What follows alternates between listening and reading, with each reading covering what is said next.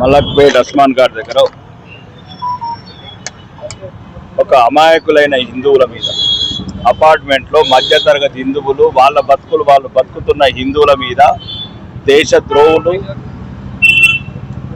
దేశ విద్రోహ చర్యల పాల్గొని జైళ్లలో మగ్గి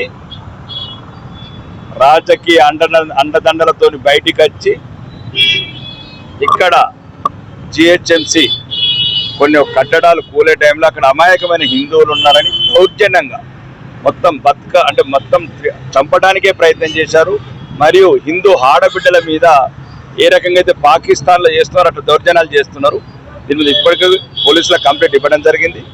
ముఖ్యంగా ఇక్కడ ఉన్న వాళ్ళకు కూడా చెప్తున్నాము, ఇక్కడ నుంచి మాత్రం సమాధానాలు మాత్రం తీవ్రంగా ఉంటాయి. హిందువులంతా ఐక్యతగా అయితే ఇంకా కలిసి ఉందామా, చంపుకుందామా ఇంకా చాలు. హిందువుల ఓపిక నశిస్తున్నది.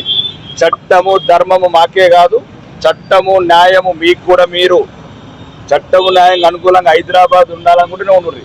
లేకపోతే ఎవరెవరిని ఎట్లెట్లా దేశం దాటించాలో దాటిస్తాం. లేకపోతే కఠినమైన శిక్షలు వేసి ఈ భారతదేశం మాది, భారతదేశాన్ని వెళ్తున్న మేము, భారతీయ జనతా పార్టీ వెళ్తుంది.